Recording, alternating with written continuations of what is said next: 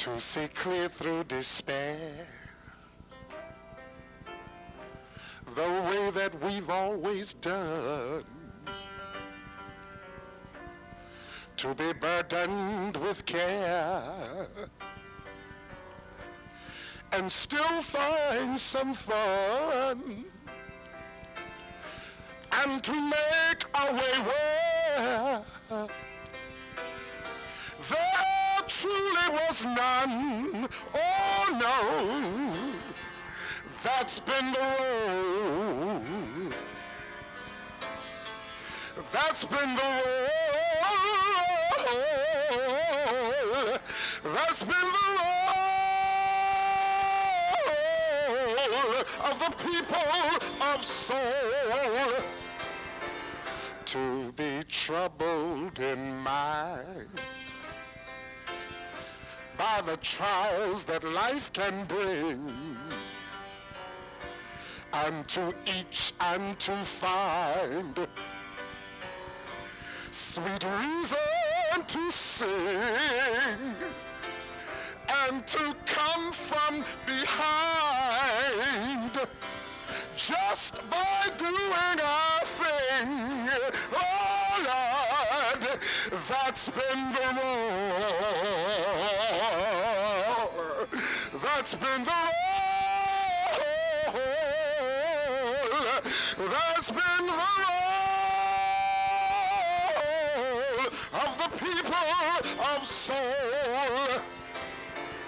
It's a spark of the Spirit, shines bright, oh, like a morning star. You can hear it and feel it and know that it's brought us thus far. Through the darkness we grow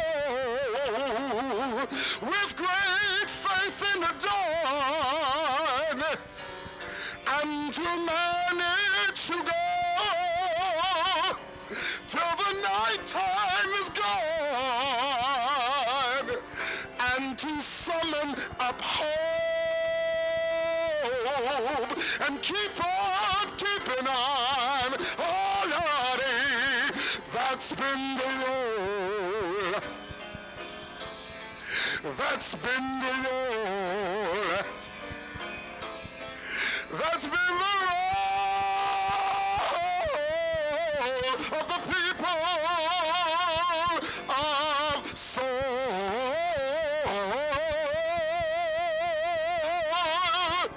That's you and me. That's been the road of the people of soul.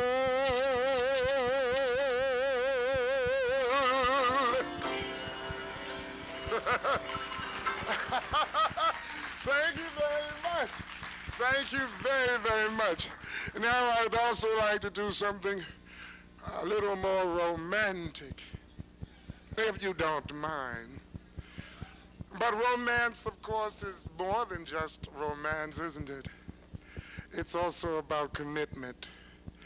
And if it's romance, it's commitment, at least between how many people? All right. So, it's an old song that was sung by a wonderful artist. I've just kind of reinterpreted it. I hope you like it. I see the crystal raindrops fall, and the beauty of it all is when the sun comes shining through. Talking to you, lady, to make those rainbows in my mind. When I think of you, when I do it all of the time, I want to spend all of my time with you. Just the two of us. We can make it if we try. Girl, just the two of us, you and I.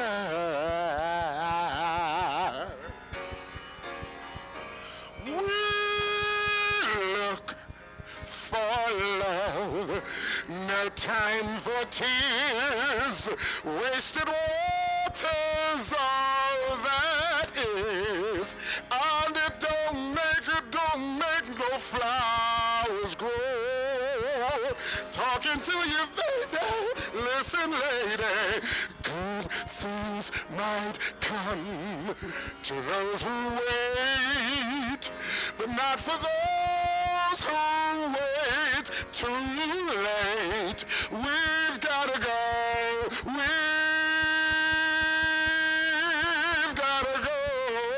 For all that we know, my,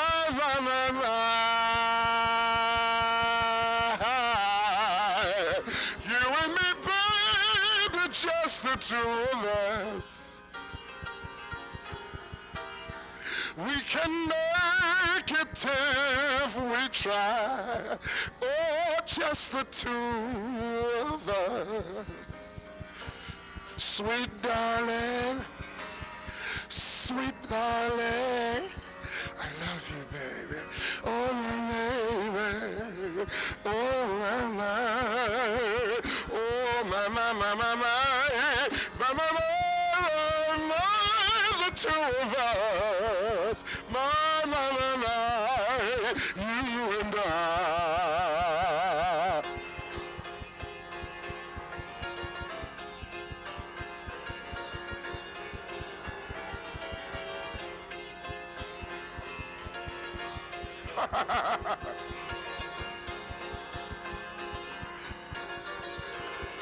Just the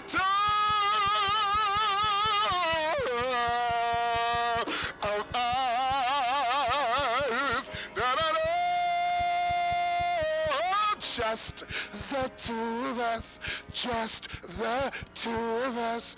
Just the two of us. Just the two of us. Oh, you and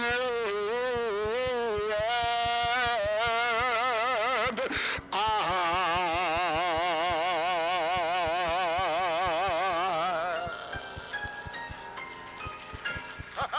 Thank you very much. In the sanctuary of learning, minds and space merge in a tranquil setting. Glass, air, light, and space for intellects to grow, that blossom seeds of knowledge, unfolding in a contemplative world of books, reading, and information, sturdy, steady, and strong, creating success, one student at a time. Medgar Evers College. Come and learn. Join us for our annual summer trip to ancient Egypt, July 24th to August 7th, 2004. This trip includes a 4-day, 5-star luxury cruise up the Nile, luxury hotels, and shopping. We'll visit the pyramids and the Sphinx, the temples at Abu Simbel, the Valley of the Kings and Queens, and much more. Our tour leader is Dr. Clinton Crawford. For more information, call 718-756-8904 or visit www.sankofaworldpublishers.com. Mr. Genovese Albright, just the two of us. Oh, we can make it if we try. What a wonderful song. And the earlier selection was there's something that caught my ear. Keep on keeping on. And for those of you who are approaching your finals, you got to keep on. You're almost at the end. Stay focused. Don't give up. Even if it looks dark, there is light at the end of the tunnel. So stay the course. You have already committed too much to give up at this point in time. I would like to welcome all of you to the presidential lecture series today, and to say to all of you how pleased we are to see you and to have our distinguished lecturer, Mr. Dwayne Ashley, to join us. And before I do that, I would like to introduce to some and present to others Ms. Carmen Martinez, who is the president of the Alumni Association of Medgar Evers College. Ms. Martinez.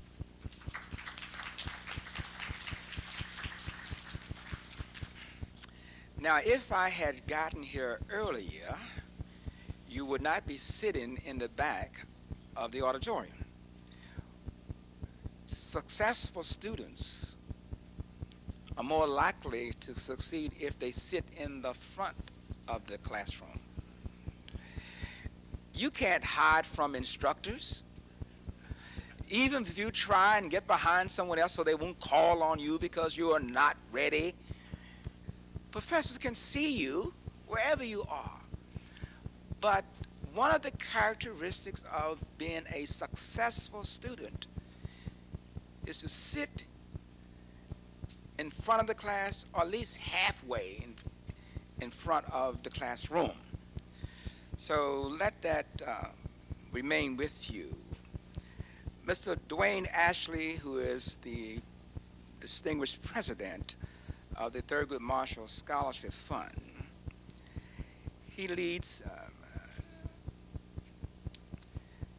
the overall strategic direction for this wonderful national organization which provides merit scholarships and programmatic and capacity building support for 45 public, historically black public colleges and universities in this nation. And I'm happy to say that Medgar Evers College is a member institution. Mr. Ashley comes from a long line of philanthropic and brings a great wealth of knowledge in terms of philosophy and education. His great-grandmother donated the land for the first college school in Rheingold, Louisiana. He comes from great stock. Mr. Ashley joined Thurgood Marshall Scholarship Fund in 1998 as executive director and was appointed president the following year. He has done so much to bring resources to public, historically black colleges and universities. He has raised millions and millions of dollars, $50 million, so that young people like you and young people and not so young people can have scholarships to finance their education as they pursue college education at Medgar and other historically public black colleges and universities. Mr. Ashley's career included more than 14 years experience as a fundraiser and nonprofit executive. Prior to joining the Thurgood Marshall Scholarship Fund, Mr. Ashley served as the National Executive Director and Chief Professional Officer of the Atlanta-based 100 Black Men of America Incorporated from 1996 to 1999. The 100 Black Men of America Incorporated is one of the nation's largest and oldest mentoring organization, and under his leadership, the 100 Black Men of America achieved unprecedented fundraising and organizational growth. Its annual revenue grew from $250,000 to $6 million. He also launched the organization's first capital campaign to raise $35 million. Mr. Ashley holds a master's degree in governmental administration from the University of Pennsylvania, and he graduated cum laude from Wylie College in Marshall, Texas, with a Bachelor of Science degree, and he was also awarded an honorary doctorate of laws from the University of the District of Columbia, a Thurgood Marshall Scholarship Fund member school in May 2001.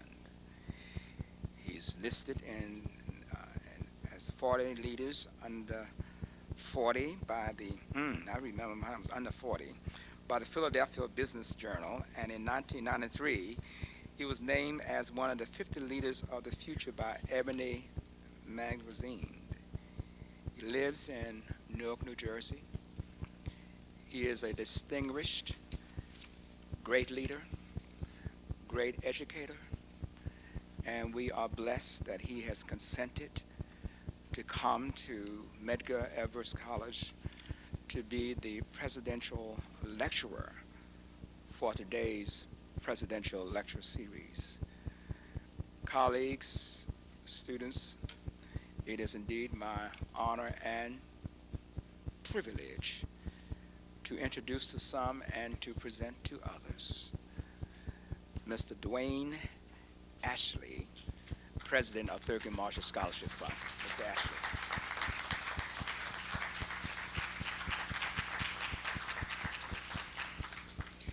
Now, I know you guys are probably sitting out there and saying to yourselves, the last thing I want to hear today is a boring lecture.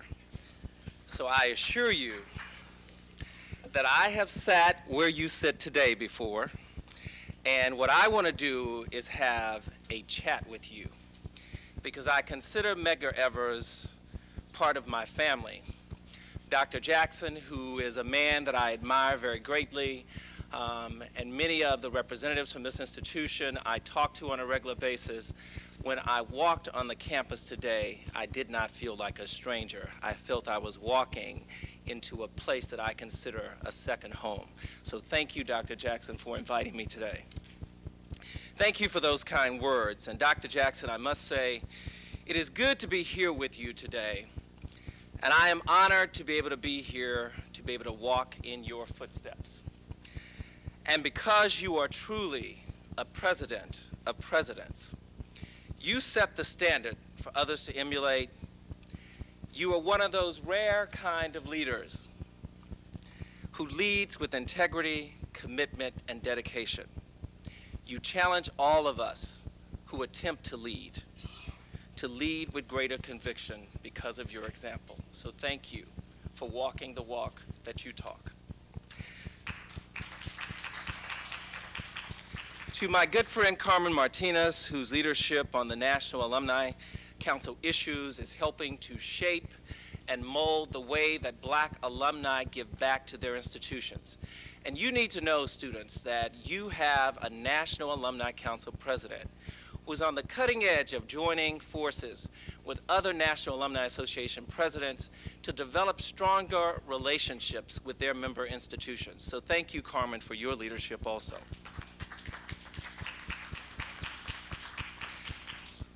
To Dr. Hiplight for your coordination of this great series and for all the great work that you have done in helping to make this happen. You know, as I walked to work this morning, something interesting happened to me. I walked by a homeless woman, and she said to me, "Hey, brother, can you spare $100? Now, I was stunned not only because she was asking me for $100, but because this was a white female calling me brother. Now, I'm accustomed to people calling me brother who get to know me regardless of their race, but this was a stranger who was saying brother. And so she looked at me and said, "That's right, $100. I said to the woman, "Wow, I can see you asking me for a quarter, a dollar, or $5 or some food, but how can you ask a total stranger for $100? She said to me, "I believe in setting my goals high."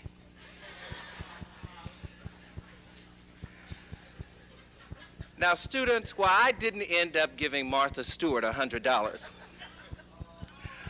I appreciated how committed she was to achieving her goal. And it got me to thinking, Dr. Jackson, about how high you have always been about setting goals at Medgar Evers, and how the students here today are about setting their goals high. Because as leaders, you understand that the way to get to the top is by setting goals high. Just to make it to college takes a certain amount of audaciousness, boldness, and courage, standing up against all odds. You are that special group of students and leaders who are standing on the shoulders of those mothers and fathers and grandparents who may not have ever had the opportunity to wear those letters, BS and BA, behind their names. But students, they were convinced that you would have the opportunity to earn those degrees. And so you are leaders who are setting goals high. And when I look at all of you, I not only see the future contributions that you will make to this world, but I see those of your sons and your daughters who will continue to build upon the great work that you are doing and paving the roads that you are paving today. What is the common thread that all of us have in this room? We understand the power and the potential of a college education. We understand that knowledge and the skills that come from a college degree can unlock the doors of untold possibilities. As Dr. Jackson says, we understand that education is the elevator to the good life. We believe it because we are living and breathing examples of education's ability to create a world of possibility. That's what higher education does for us. Without the foundation of education, we can't talk about jobs, we can't talk about strong communities, we can't talk about building upon the successes of our fathers and mothers and grandparents, and we can't talk about building the black middle class in this country. Higher education is like Coca-Cola, students. It's the real thing. It's like Maxwell House coffee. It's good to the last drop. And because of increased educational opportunities, Black America has made great progress over the last 2 generations. Let me tell you just how far. When Thurgood Marshall became the first African American to be confirmed to the Supreme Court in 1967, you could have fit all the African American elected officials into this room. It was fewer than 1,500 across the nation. Well, what do you think that number is today? Today, that number is over 9,000. Economic gains in the black community have been just as dramatic. And no, I'm not talking about P. Daddy's Bentley or his crib in the Hamptons. I'm not talking about LeBron's $90 million Nike contract or Denzel Washington's $20 million film asking price. I'm talking about real, tangible, widespread economic progress. In 1973, when Black Enterprise magazine tracked the earnings of the 100 largest black-owned companies, the total revenue was $473,000. Today, that number is more than 20 billion. Wealth creation for African Americans is at an all-time high. 16% of us have incomes above $75,000 a year. 7.4% of us have incomes above $100,000 annually. Today, the buying power of black Americans is $500 billion, more than most nations in the world. That is an outstanding progress that our community has made. And yes, we've come a long way. And while we can measure our gains by the money we have and the political influence we hold, maybe the most important measure of our progress is in our children's perceptions about who they are and what they can be and cannot be when they grow up. The perceptions that you see, the reality that you can dream of today to be able to pursue your highest level of success. Today, black children can not only access new opportunities in finance, arts, technology, and politics, they have something that few of our parents had. They have hundreds of role models like Dr. Jackson and Carmen and many of the leaders that you see at Medgar Evers today that our parents did not have when they were coming up. And as our stake in this nation's economy and professions has increased, our public face, the portrayal of African Americans in the media, has improved as well. We know that media images can shape our children's view of the world. And back in the 1970s, when I was a child, TV was a wasteland filled with many negative stereotypes. Now, if my ambition was to be a junkyard owner, I could look at Sanford and Son for inspiration. But if I wanted to be a doctor or a lawyer or a politician, I was out of luck. There was no show on TV that gave me positive role models and examples to watch on television. A few years later, in the 1970s and the early 80s, when we went through a rash of shows with black children being raised by white mentors, like Different Strokes and Webster, again, those of us not lucky enough to be taken in by a rich white millionaire had to look elsewhere for true reflection of the black family experience. Thankfully, students, and many of you can relate to this, in 1984, Bill Cosby arrived.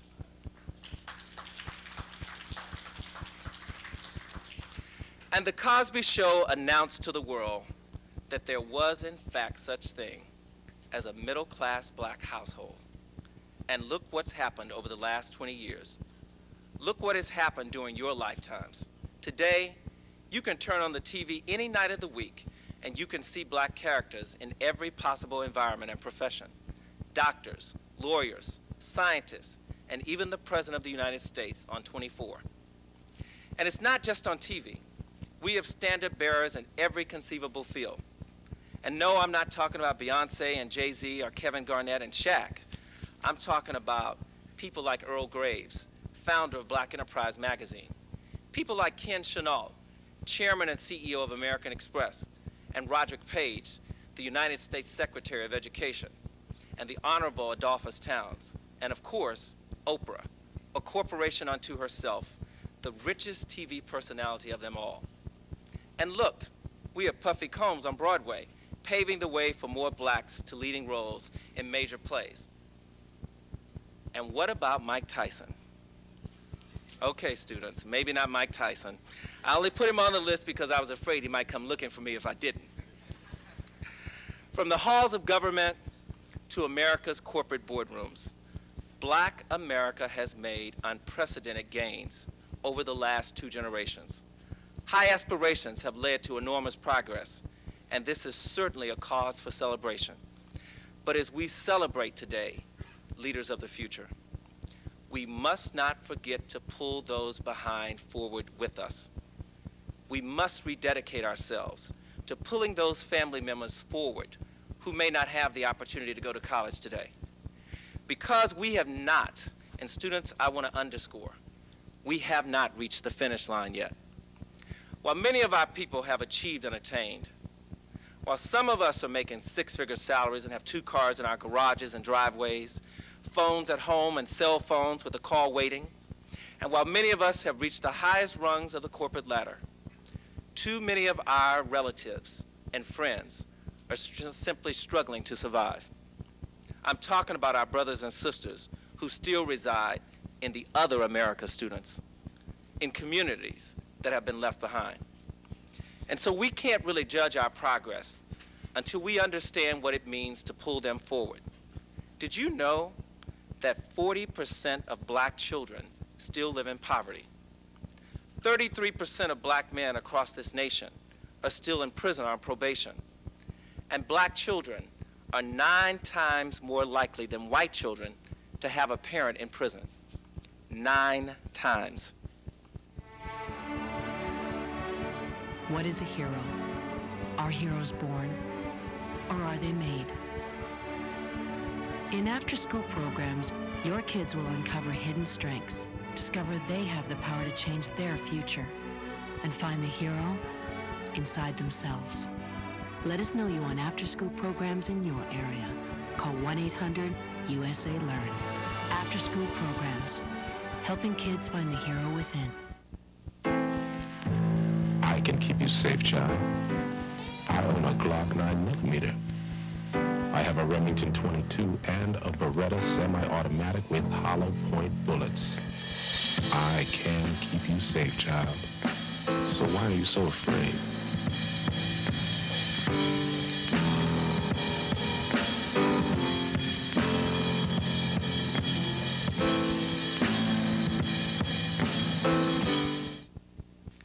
Today, as I speak to you, black unemployment is at an all-time high of 10%, more than double that of whites. And students, you need to know and understand that these are the challenges that will lie ahead of you as you march out of these hollow walls that protect you. When you walk out into your careers and into your jobs, you are going to be the ones that we will be depending on to help to resolve these problems for America. Now, I know I don't have to convince all of you about empowerment. Just by sitting in this room, by being here at Medgar Evers today, you've accepted the challenge of becoming a leader. By being here, you told your community and your family and your friends and neighbors that you accept the challenge to be somebody that can help somebody to be better in life.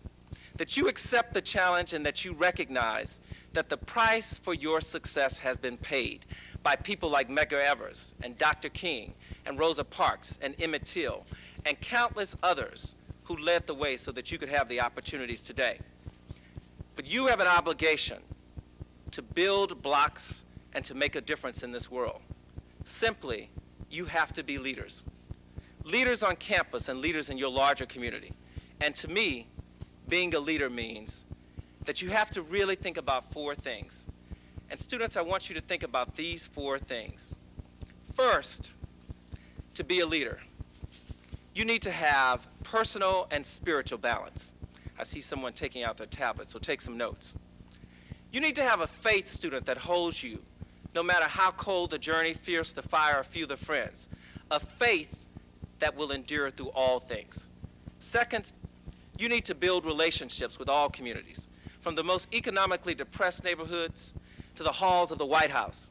It's not enough to be able to walk in corporate boardrooms or law firm or marble halls of Congress. You must also understand the needs and aspirations of those who are less fortunate than you. You must understand that you are ambassadors for progress. And third, students, you need to be dually competent. By that, I mean you need to understand both the technical and the political. It's not good enough to be an expert in your profession. In order to make progress, you must understand political strategy. Jacques Cousteau said it best when he said, students, when swimming in shark-infested waters, you must identify all unidentifiable fish as sharks. Now let me tell you what I mean by that.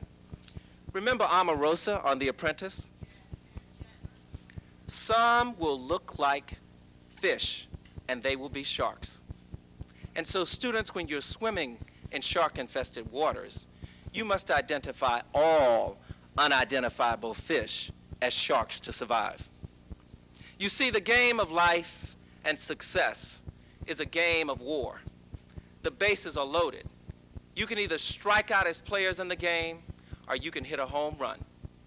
But you must learn how to swim in shark-infested waters. Fourth, students, you need to learn the political system. You need to understand how to focus your energy, and you've got to be passionate about whatever you choose to do in life. When I say passionate, I'm talking about getting all worked up like Spike Lee does at the Knicks games, or Ruben Studdard does at the Burger King when he's going through the drive-thru.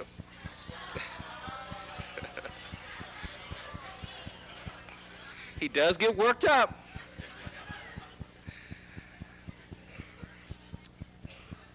And so students, I would say that there is no more important issue for you to get worked up about than education. Money and fame are great, but there are a lot of miserable wealthy people and the same number of miserable famous people.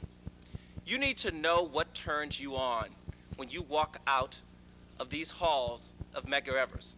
What soups you up in life? What makes you want to get up in the morning and go for it even when you don't feel like getting up because you love it so much? And so while you're getting souped up, I'm going to ask you to get souped up for black colleges and universities so that you can continue to help us make progress. You see, we've got to make sure that our leaders in City Hall and Albany and Washington understand about the magic that happens on the campus of Medgar Evers. You see, they need to understand that a life-changing experience takes place when a student gets a degree. It means the difference in a student earning less than $1 million a year for college graduates than a student earning $200,000 a year in their lifetime with just a high school diploma. We've got to get specific about the economic windfall that can come to a college graduate. We have to remind them that over a lifetime, that college graduates are able to give back donations to help Medgar Evers to continue to build its endowment. And that means, students, we need you to be advocates. Did you know that 55% of the incoming freshmen at black colleges, like at Medgar Evers, will drop out by their sophomore year because of financial reasons? Students, the only way we're going to resolve this issue is by having you to be our advocates to our leaders. Programs like the Thurgood Marshall Scholarship Fund, established in 1987, helps to fund scholarships for students to achieve their full potential. And it's programs like this that ensure that 58% of the black public school educators in this country continue to graduate from HBCUs, that 43% of the African Americans who earn PhDs in this country continue to graduate from HBCUs. The fact is, students, student advocates make the difference in the funding that comes to our schools. And so while you're preparing to be leaders in the new century, we are also making dreams a reality for those students who will come behind you. Students, did you know that unlike Harvard, that has an endowment of $14 billion, that of all the 107 HBCUs, they have a combined endowment of less than $1 billion? I want to make sure you heard me clearly. Harvard has $14 billion, one institution. All 107 of our HBCUs have less than $1 billion for their endowments. What's going to make the difference in that is when you march out of these halls and take your rightful places as leaders, you helping to give back to your institutions to build their endowments. If we're going to get to the finish line, we have to change those numbers. We need to increase the funding for HBCUs like Medgar Evers that provides avenues for students of color to reach their dreams. And we've got to push for tuition assistance from programs in New York like TAP and EOP and HEOP, which can make the difference between progress and an economic dead end for many of our students. Simply, students, we must lead. Too much is at stake for you to sit back in silence. And so if you're asking yourself, Dwayne, what you talking about? How can I make a difference? If you're saying to yourself, I don't have the towering intellect of Thurgood Marshall, I don't have the courage of Medgar Evers or Dr. Jackson, I can't speak like Dr. King, I'm just an ordinary person who dreams of earning a college education. What can I do as an ordinary person? My response is that extraordinary things are often done by ordinary people. We all have the power to lead. And I want to end today, students, by telling you about one such ordinary man who became an extraordinary hero. A man you've probably never heard of by the name of Harry Moore. Harry Moore grew up in rural Florida back in the civil rights marches in the 1950s and 60s. He grew up as a young lad in the 1920s, a time in the South when a comment from a black man or woman could be reason enough for a beating or a lynching, a time when the KKK was judge and jury and executioner, a time when being a young black man was like having a target painted on your back. Harry Moore started out as a school teacher in a segregated black high school. All around him, he saw injustice. He saw it in the way that black students in schools in his county were ignored and mistreated. He saw it in the way that blacks were kept silent at the voting polls. He saw it in the Jim Crow laws. He saw it in the murders of his brothers and sisters that went unpunished.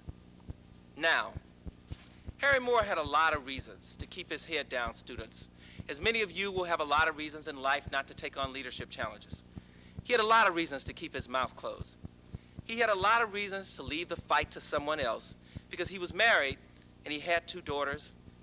He needed a job, and he knew that standing up would expose him to untold dangers and put his financial stability at risk for his family. Like many of you will face challenges and difficult decisions in life, Harry Moore made a decision to stand up. But he also thought that he, as an ordinary man, could make a difference. And so in 1934, students, 20 years before Thurgood Marshall argued Brown versus the Board of Education before the Supreme Court, 21 years before the Montgomery bus boycott, led by Reverend Dr. Martin Luther King, ushered in the civil rights movement, Harry Moore stood up for something, an ordinary man with extraordinary leadership. He left his job as a teacher and started a local NAACP chapter. He started talking to people about educational opportunities and social injustice and the need to take political action. He championed those who were railroaded into prison and gave voice to his brothers and sisters whose death had silenced them. Harry Moore, an ordinary man, stood up. The NAACP couldn't pay him much. He drove from town to town in a beat-up old car.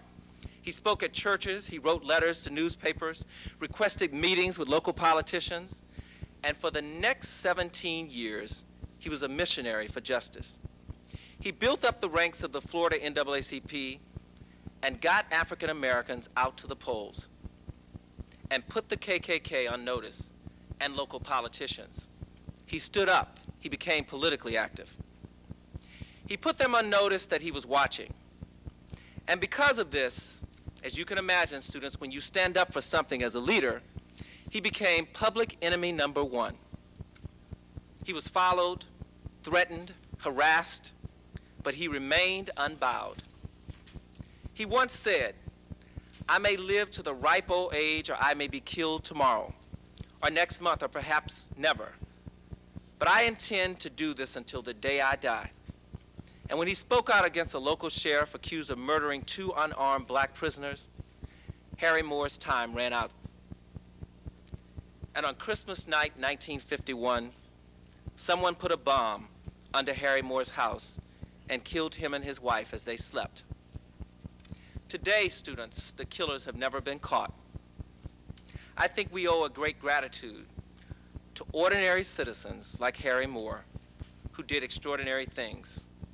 Those anonymous grandfathers and grandmothers who walked through despair and danger to stand up so that you could sit here at Medgar Evers today. You see, we must find a way to stand up as they did. Every one of you in this room has the power, and together, we've got to fight to make certain that every black child in every community has a chance to earn a college degree. All of us had mentors. None of us did it alone. Family, friends, secondary teachers, they helped us along the way.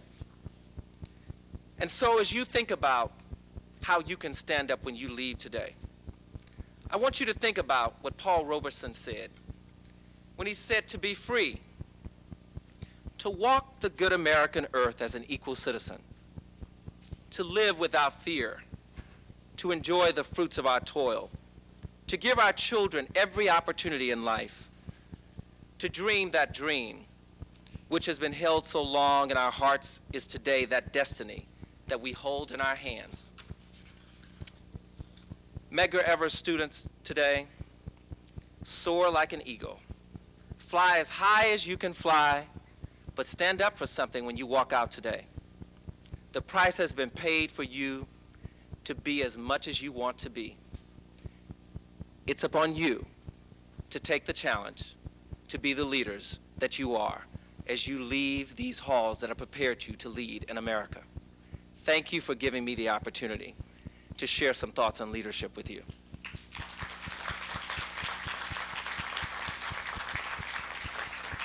In the sanctuary of learning, minds and space merge in a tranquil setting.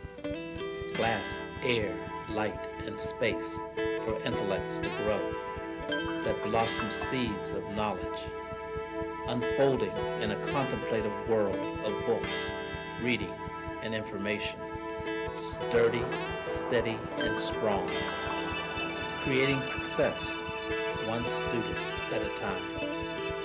Medgar Evers College. Come and learn.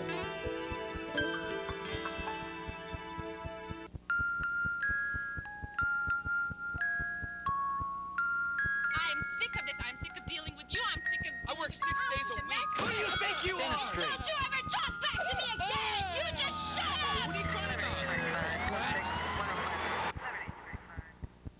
What a child learns about violence, a child learns for life. Teach carefully. We can show you how. Act against violence. Call 877-ACT-WISE for a free brochure. I'd like to take questions. Those of you who have questions about leadership or any of the issues we talked about today, are there any questions? I know we've got some student leaders who have some questions about leadership.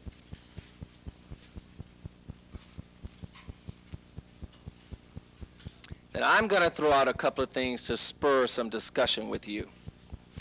And I'd like to talk about The Apprentice. How many of you saw The Apprentice? Were there lessons in leadership from The Apprentice? What lessons did you learn from watching The Apprentice? Can I have a comment? Someone share with me some lessons they learned from that? I thought that was a great example about some of the challenges that you'll face, students, as you go out and you take your roles in whatever professions you do. You're going to face many of the challenges that they faced on that show. So I'm interested in hearing some of your thoughts about what lessons did you learn about leadership from The Apprentice. Can I get some comments? If not, I'm going to call on someone, so I need some brave souls to stand up. What did you think about Omarosa's integrity? Do you think leaders need to lead with integrity? She had what? Someone said she had what? She had no loyalty? So you think leaders need to be loyal? Or people who are good followers should be loyal to leaders? So a good follower, when they're following, they need to have loyalty to the leader? And what happens when you don't follow with loyalty? You what? You get fired? You get fired, but you also can cause that leader to not be effective and be successful.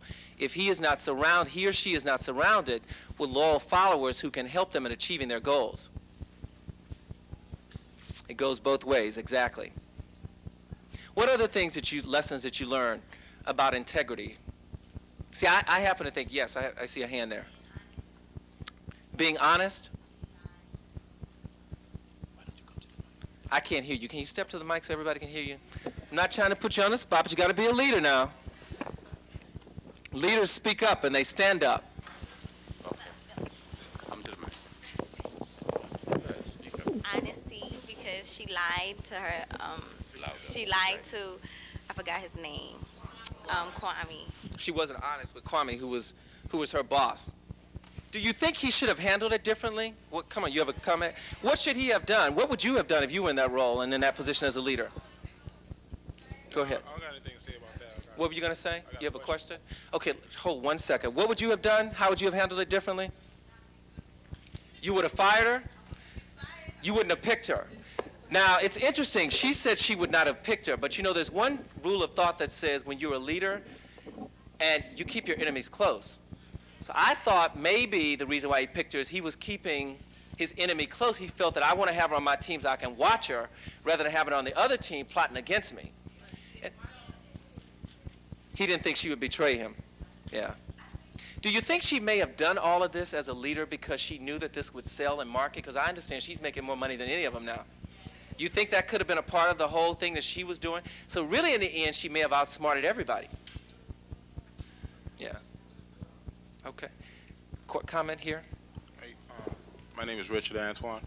You stressed, I personally like school, and I enjoy going to school. I love learning and everything, but you stressed the fact that, we need to go to school, get a degree and everything.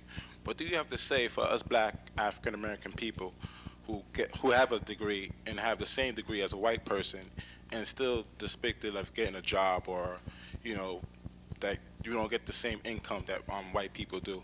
What do you have to say about that? What incentives can you give us as black African-American students? Okay, the question was, when you've gone to school and prepared yourself equally, and you walk into an environment and you are paid a different salary level or you're not given the same opportunities to compete for a position, you're just not treated fairly in the environment. And I would tell you that what the lessons I've learned in leadership today is that people really don't care as much about your race. Now, race is an issue, But you've got to make sure that you're prepared, and it's really about economics. If you walk into an environment, whether you're black or white, and that person feels that you can generate more revenue for the company, they're going to give you the same opportunity, if not better than that person, if they feel you're going to affect the bottom line. And so as you leave here, students, and you prepare yourself, you've got to make sure that you're competitive in not only walking in with a degree, but that you have the political and strategic abilities that that person sitting next to you has. And that means, how do you get the CEO to notice you, other than you being a new employee in the company? How do you get to know somebody at that company that knows that CEO, who can say to that person, hey, John just came to work for your company. He's somebody that's really sharp that you may want to watch. Because the advantage that these guys have over us is that often their fathers are friends with the CEO. And so we don't have the advantage of generations of our parents having been CEOs and having been congressmen and those kinds of things. So we have to be able to strategize about how do we get noticed? How do we position ourselves for the position? And that means you've got to get the internship experience. And when you go in and do an intern, it's not just about working for that company to say, oh, I work for this company, I've done accounting. It's about you watching how people maneuver in the corporate environment and how people get things in the corporate environment, how they strategize. And I think that's why I really like to use the example with young people today about The Apprentice, because it really showed you about how people handle projects, how they strategize, how they work together to get noticed. And the reason why I talked about Omarosa, because if you noticed about her, she got more recognition out of anybody, even though she was the most cutthroat person. Now, I'm not advocating that you be cutthroat, but I think you have to have some kind of a plan to get yourself noticed. And if you think about it, I mean, there was some controversy, I think, when she went on Oprah because she was sitting up and the rest of the girls were sitting down. Well, she had positioned herself as a star. How do you position yourself as a star when you walk in the company so that you can compete with that person who's got more advantages for you because their family may know people? And I hope that answers your question, but I would say that you've got to strategize and position yourself. I understand what you're saying, but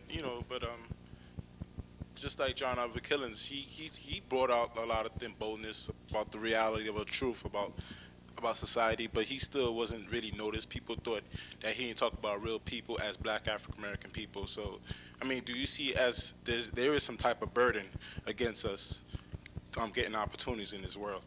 There is a burden, and that's why I think we have to be strategic. Because I think the days are gone that people are going to respond to the old methods that worked in the 60s with the rallies and the marches. That doesn't work anymore. What really works now is being political and being strategic and holding your elected officials accountable, because at the end of the day, they need something from you. You need something from them. You want to get opportunities to move ahead in the company. You want to make more money so you can take care of your family, and you want to be able to grow in your career. What they want from you is for you to do a good job, so at the end of the day, it affects their bottom line. So what is the trade-off for that? And that's what you've got to think about. How do you strategize through that to get what you want at the end of the day?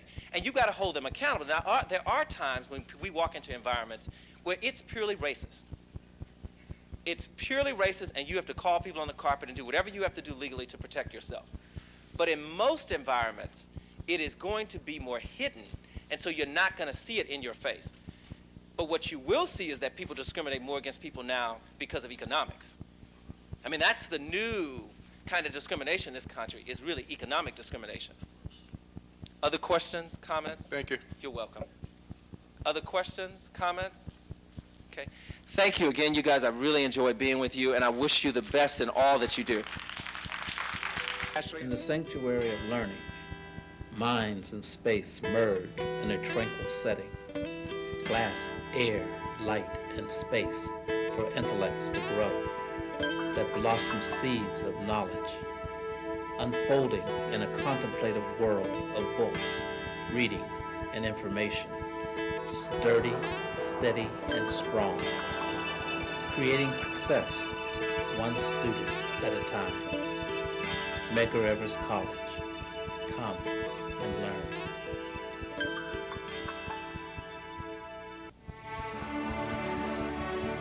What is a hero? Are heroes born, or are they made? In after-school programs, your kids will uncover hidden strengths, discover they have the power to change their future, and find the hero inside themselves. Let us know you on after-school programs in your area. Call 1-800-USA-LEARN. After-school programs, helping kids find the hero within. Join us for our annual summer trip to ancient Egypt, July 24th to August 7th, 2004. This trip includes a 4-day, 5-star luxury cruise up the Nile, luxury hotels, and shopping. We'll visit the pyramids and the Sphinx, the temples at Abu Simbel, the Valley of the Kings and Queens, and much more. Our tour leader is Dr. Clinton Crawford. For more information, call 718-756-8904 or visit www.sankofaworldpublishers.com. Well, thank you so much for being here, and to Mr. Dwayne Ashley. Thank you for a wonderful chat. But it was a great chat, and certainly we have been inspired by your comments. And students, I want you to use that computer in your head to replay what you've heard today. And there are good lessons embedded in Mr. Ashley's speech that would create and lay the foundation for success for you and your individual and collective responsibility to man and womankind. Go in peace and have a great ending with all of you making A's on your final examinations. May God bless you.